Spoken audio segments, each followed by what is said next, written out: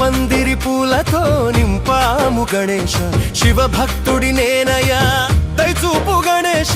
నీకై వస్త్రాలు నేసి ఇచ్చాము గణేశ, మాకయ్యా లడ్డుతో చల్లగా చూడు గణేశ.